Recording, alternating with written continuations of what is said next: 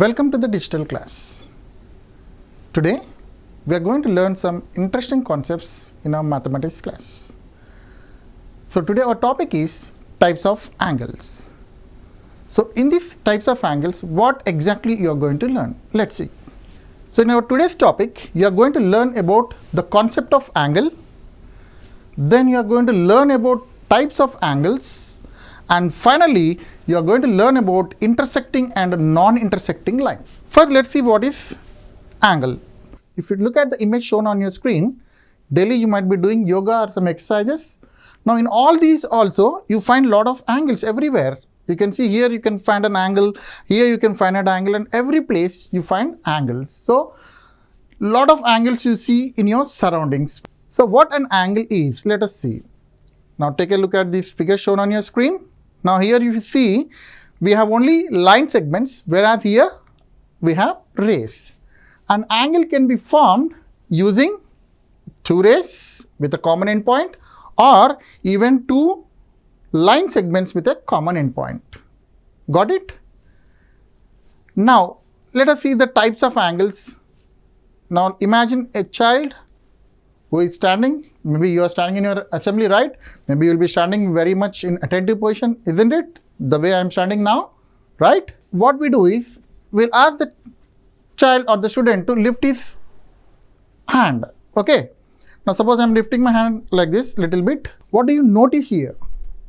Let's see. Here if you see, when I lift my hand this way, an angle is formed between these two. If you notice here, an angle is formed, isn't it? Whereas if you see the first position here, where the student is in attention position, so your hand with this, both are coinciding. So in such case, there is no angle formed. We say the measure of that angle is 0. Hence, we say that if the measure of an angle is 0 degrees, then it is called a 0 angle. Now let us go for some other type of angles. Now suppose I am lifted here. Now let us lift some more here, stretch like this straight. What do you notice again?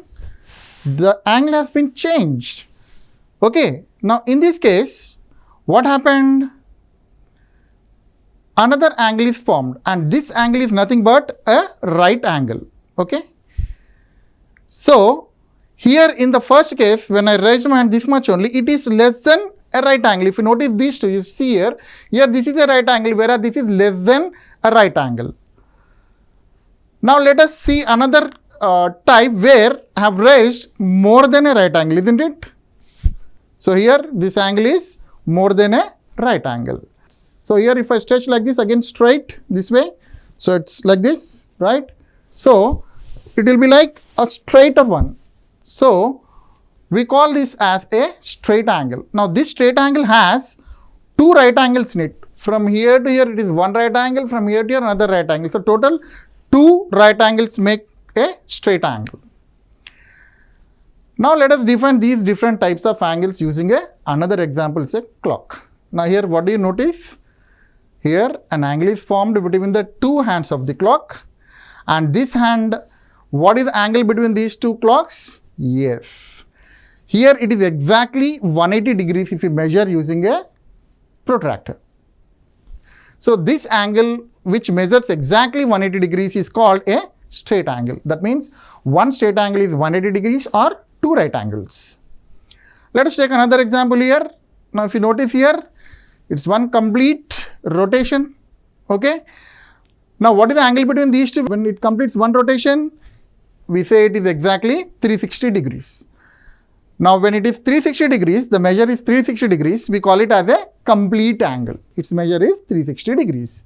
Now let us go to another one. Here if you notice, this angle is less than a right angle. Now what would be the angle between them? So which is less than 90 degrees. Okay. Now this angle we call it as an acute angle. So any angle which is less than 90 degrees, that means which is less than a right angle, we call it as an acute angle. Then let us take one more example here. It's 4 o'clock. Now what is the angle between them? It is, if you notice here, it is more than a right angle. But if you notice, it is less than a straight angle also.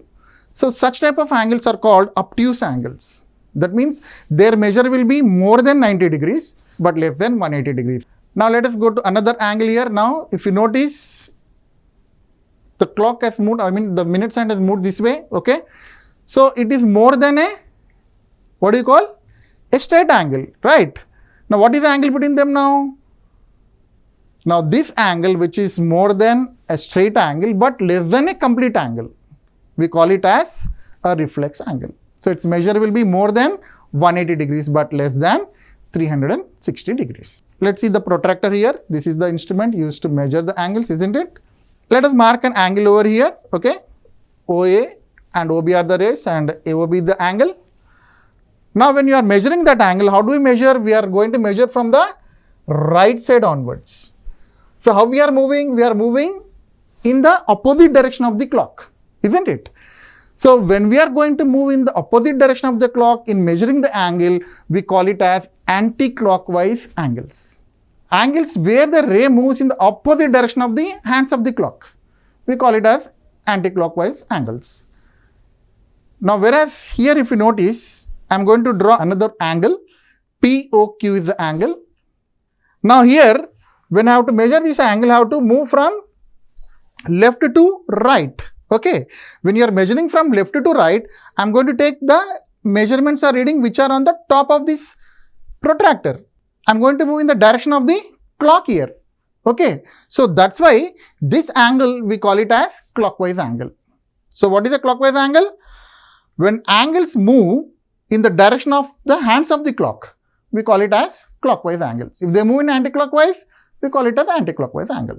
So now consider here some pairs of lines here, okay. So these lines are parallel, and whereas if you consider these, they are called intersecting lines. Now let us discuss about intersecting lines here, which we come across in our daily life. Here you can see a crossroad, okay, or you can see a windmill.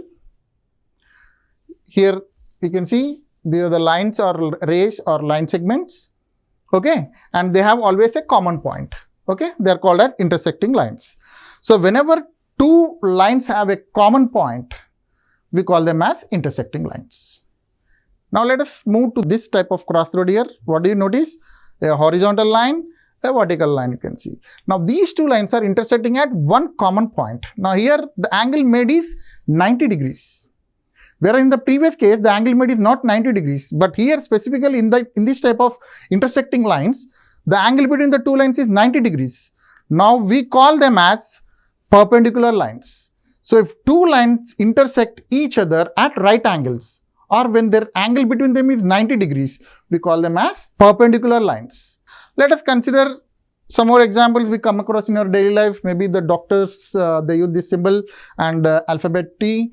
Suppose if I imagine this line to be as L and this as M, these two are perpendicular lines. How do we represent them? So this is the symbol where we say that L perpendicular to M. Now this is the symbol of perpendicularity. The middle one, if you notice here, this is a symbol for perpendicularity. So I read it as L perpendicular to M.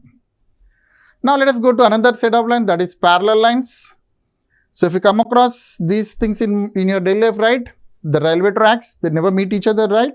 And also the electrical lines, overhead lines, they also will never meet each other. Now these kind of lines, we generally call it as parallel lines. So what exactly are parallel lines? If two lines in a plane do not intersect each other at any point, then we call them as parallel lines. Now suppose if I take this line as L and this as M, how do we represent them? This is the way we represent them, okay? L parallel to M. So this is the symbol for parallel, okay? We read it as L parallel to M. Got it? So with this, we have come to the end of our mathematics class for today. I hope you have understood all the concepts clearly. So in the next class, we are going to learn some more interesting concepts in mathematics. Till then, goodbye, take care and happy learning.